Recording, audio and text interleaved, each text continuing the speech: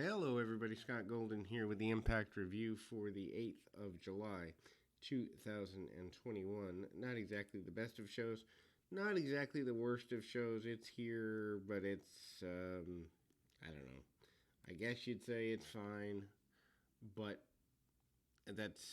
you're saying it's fine if you have lower than average standards for professional wrestling. Hype for Slammiversary is the main cost or cause of the show, really, if you think about it. And so that's kind of there. And so on the BTI pre show, Steve McLean remaining undefeated, facing Suicide, which happens. Opening video, W. Morrissey taking out Eddie Edwards, parking lot. Six-man main event with Omega and Good Brothers versus Callahan, Moose, and Sabin is hyped with Moose and Sabin getting into a fight and Omega picking the win for his team. Then we open with Omega and Don Callis arriving at the building for tonight's contract signing with Callahan. Callahan is such a step back for Omega, and I'm not an Omega fan, but if you have Omega, do something decent with him, to say the very least. Then we go to Jake Something defeating Brian Myers with Sam Beal. Stipulation for the match: whoever lost had to say the winner was professional. Something and Myers have been feuding since Against All Odds.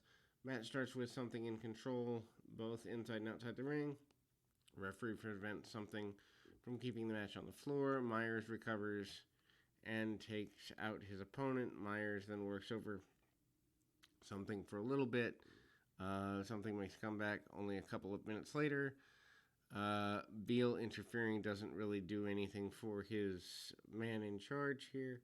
Something gets a near fall with a power bomb and goes for a spear. Myers cuts him off, DDT, and gets one for himself. Myers hits top rope elbow for the second near fall. Myers goes for the roster cut. Something hits him with the black hole slam, picks up the win. Not really much of a match. Myers gets on the mic, but before he said anything, Beal attacks Something from behind. They double team. Matt Cardona runs out, makes his return, hits radio silence on Beal, and clears the ring. And these real life friends are continuing to feud here on the Impact brand. D'Lo Brown and Josh Matthews run down the card. An update for Slammiversary. Gia Miller interviews Deanna Purrazzo now that she's by herself with no contenders, what her plans are. She talks about all things she's achieved. Kimberly and Susan never did anything while they're with her. She says she's headed to the ring to make an open challenge to anyone. Miller interviews Sami Callihan for his thoughts on tonight's contract signing.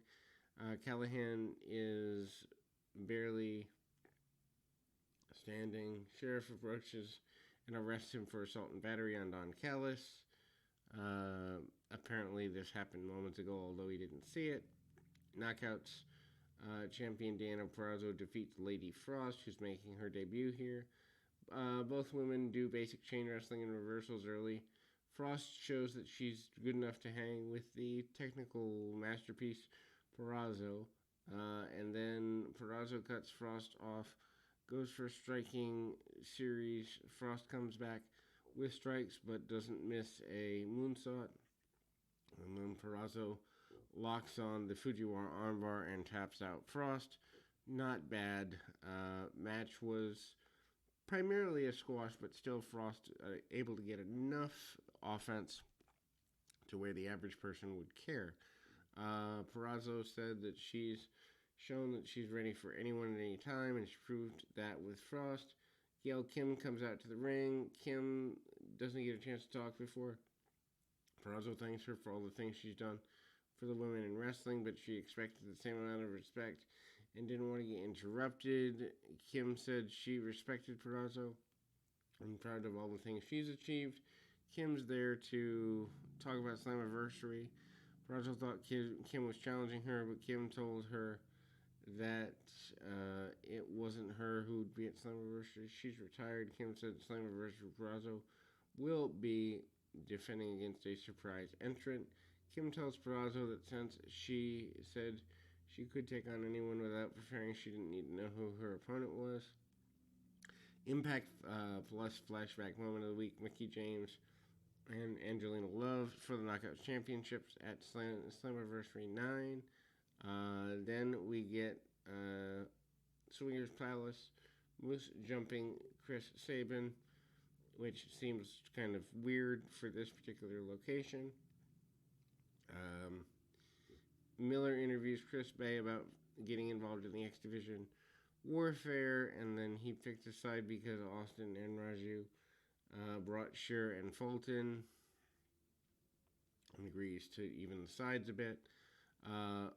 W. Morrissey defeats Jason Page, Deontay Evans, and Danny Smith 3-on-1 with a bunch of squash guys. Pre-match, Morrissey accepts Eddie Edwards' challenge for Slammiversary. Edwards makes the challenge after Morrissey jumps Edwards last week, matches a squash, and hits a couple of clotheslines and power bombs, and stacking up his opponents after a botched F5 for the wins. Morrissey Edwards is confirmed for Slammiversary. That's the main idea of this particular segment. Miller approaches Don Callis about the report of Callahan assaulting him. Callahan is in a serious mode. He's concerned about Callahan had issues attacking him, and he'd been to counseling and trying to overcome the psychological effects. Footage shows someone dressed as Callahan with Sharpie tattoos attacking Callis. Diamore approached Callis and told him he still expected him and Omega at the contract signing. Even without Callahan, they needed a main event for Slammiversary. Rosemary and Havoc defeat Kimberly and Susan in a number one contenders match for the women's championship. Matches back and forth. Both teams switch momentum a few times, but Rosemary gets the win over Susan with a spear. Short and relatively uneventful match. Rosemary and Havoc earned a title shot against Kiera Hogan, Tasha Steelz at Slammiversary. I would assume they pick up the belts there. New episode of All About Me with Tennille Dashwood. This week's guest is Jazz. Dashwood gets angry that Jazz doesn't have questions for her, and she said she's feeling betrayed, that no one on the roster can figure out their own problems and tag team with her.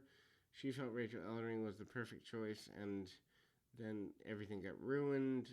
Dashwood attacks Jazz as she's leaving. After the commercial, Jordana Grace and Rachel Ellering cut a promo addressing Dashwood and Caleb attack on Jazz. They challenge them to a match for next week. This is completely sloppy and unnecessary. Last week, Swan and Mac wrestled TJP and Fallah Bahh to earn title shot tag team titles, but the champions attacked both teams post-match. Swan cuts a promo saying he and Mac are about fighting and that Violent by Design messed with their business and attacked them from behind.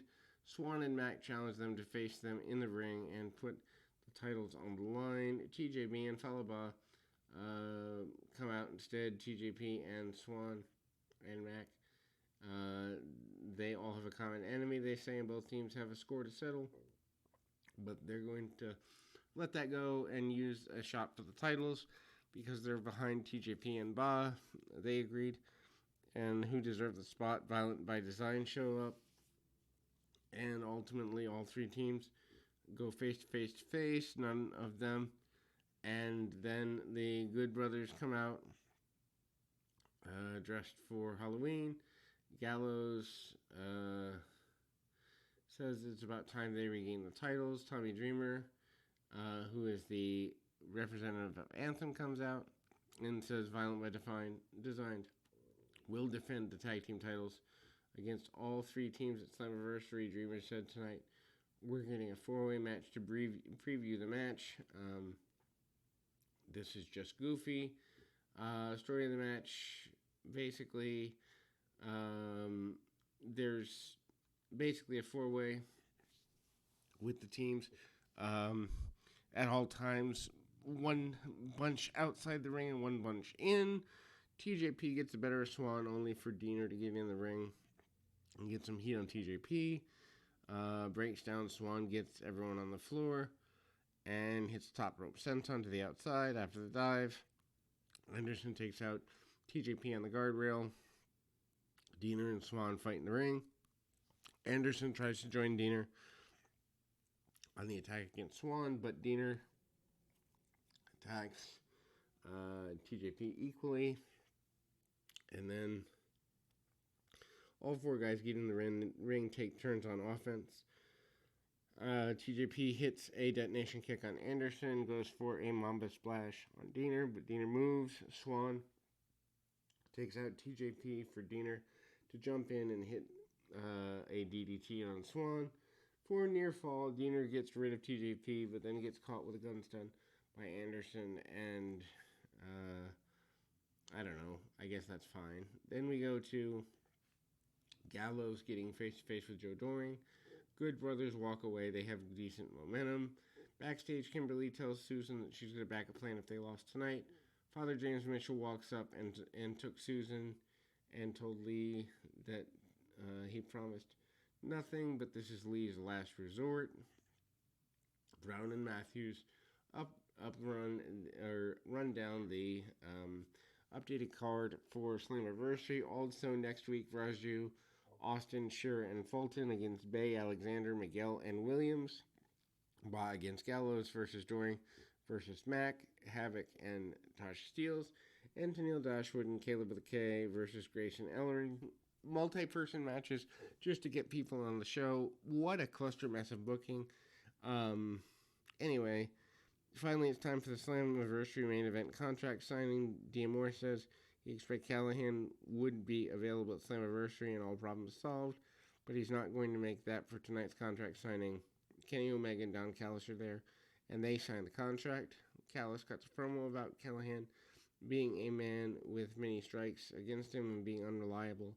Omega signs the contract, but right after doing so, he gets video footage of Callis recording the fake attack, revealing that he'd paid Johnny Swinger and Johnny Bravo to help him. Callahan appeared and brawled with Omega. It hits a low blow and a package pile driver. Callahan signs the contract, making it official before leaving, and he powerbombs Omega through the table and poses with the title. This would be a complete step backwards for the Impact brand if they put the belt on Callahan. It already failed once. It will fail again if they do it, but maybe they need to separate that out. I would use beating Omega as an opportunity to make a new star when the time is right. But anyway, we'll be back with more right after this.